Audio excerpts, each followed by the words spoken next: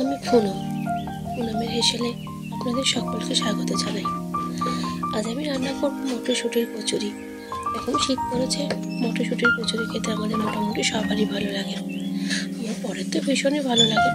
তাহলে চলুন দেখে নেওয়া যাক মটরশুঁটির কচুরি করতে আমাদের কী লাগবে। প্রথমে আমাদের মটরশুঁটিগুলোকে ভালো করে ছাড়িয়ে হালকা করে সিদ্ধ করে নিয়ে জল ঝরিয়ে নিতে হবে। এরপর কিছুটা আদা ভালো করে ছাড়িয়ে তাকে ধুয়ে নিতে হবে। তার সাথে গোটা কাঁচা লঙ্কা দিয়ে সিদ্ধ মটরশুঁটিগুলোকে ভালো করে মিক্সিতে পেস্ট করে নিতে হবে। এরপর পেস্টটা হয়ে গেলে কড়াইতে পরিমাণ মতো তেল দিলাম। ওর মধ্যে পরিমাণ হিসাবে আমরা দেবো কিছুটা কালো জিরে, আর চাইলে আপনারা হিংও দিতে পারেন। আমি হিং দিয়েছি একটু। হিং দিলে কচুরির টেস্টটা একটু ভালো লাগে। আমি এভারেস্টের হিং ফোড়ন দিয়েছি। হিংটা একটু ভালো করে ভেজে নিয়ে তার মধ্যে দিয়ে সেই পেস্টটা দিয়ে দেবো আমরা। পেস্টটা একটু ভালো করে নাড়িয়ে নিলাম। বাকিতে কাটতে থাকা যেটুকু ছিল সেটুকুনি আমরা কেচে দিয়ে দিলাম। এরপর পরিমাণ মতো একটু চিনি, একটু লবণ,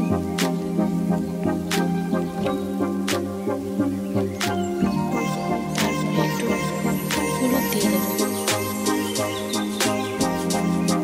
তারপর সেটাকে ভালো করে নেড়ে দিয়ে যতক্ষণ সেটা শুকিয়ে যাচ্ছে, কড়াই থেকে উঠে না আসছে, ততক্ষণ আমরা সেটাকে ভাজতে থাকবো।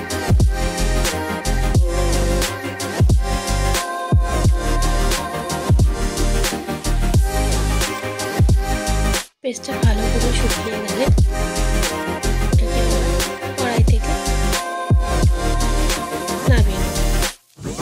দেখুন আমার পেস্টটা মনে হচ্ছে মোটামুটি শুকিয়ে এসছে। তাহলে আমরা চলুন পেস্টটাকে কড়াইয়ের মধ্যে নামিয়ে নিই।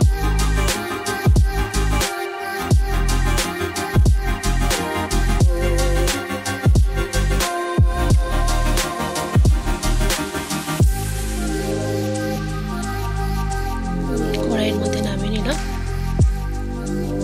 এরপর একটু ঠান্ডা করতে দিতে হবে পেস্টটাকে, কারণ গরম পেস্ট তো আমরা হাতে নিতে পারবো না।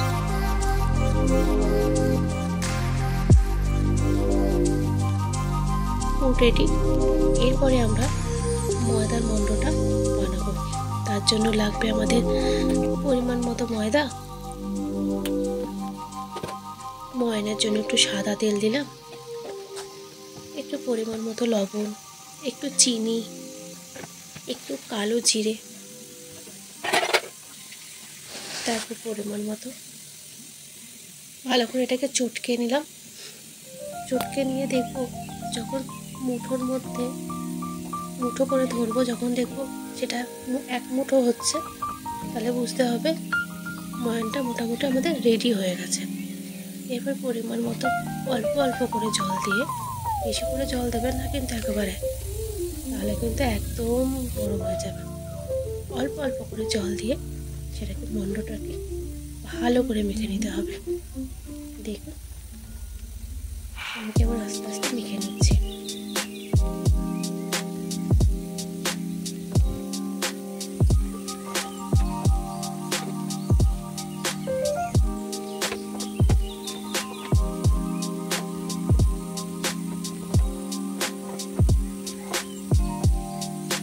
মণ্ডটি মাখা হয়ে গেল। এরপর একটু সামান্য সাদা তেল নিয়ে আমরা তার গাটাতে ভালো করে লাগিয়ে দিলাম। লাগিয়ে একটা প্লেট ঢাকা দিয়ে দিলাম কিছুক্ষণ রেস্টে রাখার জন্য। আপনারা চাইলে ভিজে ন্যাকড়া কাপড় দিয়ে পেস্টটাকে ঢাকা দিয়ে রাখতে পারেন রেস্টের জন্য। এরপর আমরা কচুরির তৈরি করার পালা। ওই যে আমরা যে পুরটা বানিয়েছিলাম, সেই পুরটাকে ছোট ছোট গোল গোল করে রেখে দিলাম। যে কটা করবেন সেই কটা গোল গোল করে রেখে দেবেন। বাকিটা আমি কালকের জন্য রেখে দিলাম। আমার আজ এই কটা লিচি করলেই হবে। এরপর লিচিগুলোকে ছিঁড়ে গোল গোল করে পরিমাণ মতো গোল করে নেব।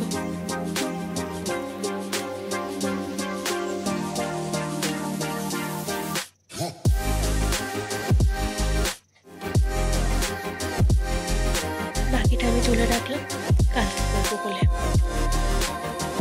এরপর আমি লিচিগুলোকে ভালো করে গোল করে তারপর সেটাকে একটু প্রেস করে পুরো বড় করে মাঝখানে আমার যে পেস্টটা পুরোটা করে রেখেছি সেটা দিয়ে ভালো করে চেপে এটাকে আমার গোল করে নেব।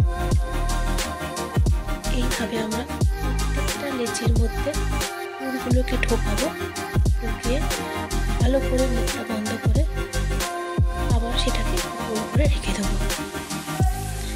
এরপর একটু সামান্য তেল দিয়ে লিচিগুলোকে একটু গায়ে মাখিয়ে দিলাম যাতে আমার বেলতে সুবিধা হয়। অনেকে আটা দিয়েও বেলেন, কিন্তু আমার আটা থেকে তেল দিয়ে বেলতে বেশি সুবিধা হয়। আমার অবশ্য লুচি খুব একটা গোল হয় না, তবে যাই হোক খেতে ভালো হলেই হলো। গোল আর কে দেখছে, যাই হোক তাও যতটা চেষ্টা করলাম গোল করার। আমি সব একবারে মোটামুটি লিচিগুলোকে গোল করে রেখে দিচ্ছি। এরপর কড়াইয়ে তেল দিলাম, তেলটা একটু ভালো করে গরম হতে থাক।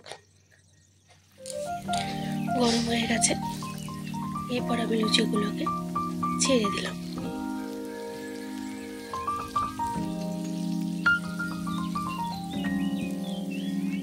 লুচির এক সাইডটা হয়ে গেলে এক সাইড ভেজে নেব।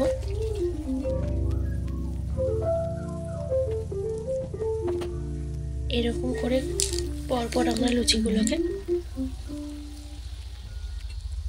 কড়াইশুঁটির কচুরিগুলোকে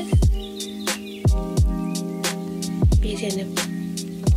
দেখুন কি সুন্দর ফুলছে।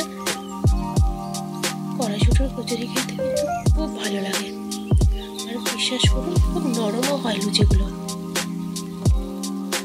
আমি বারবার লুচি বলে ফেলছি, কড়াইশুঁটির কচুরিগুলো এত সুন্দর নরম হয়েছিল আর খেতে এত দারুণ হয়েছিল কি বলবো। এই কড়াইশুঁটির কচুরিগুলোর সাথে আপনি আলুর দমের সাথেও খেতে পারেন, মাংসের সাথে খেতে পারেন, যে কোনো তরকারির সাথে আপনি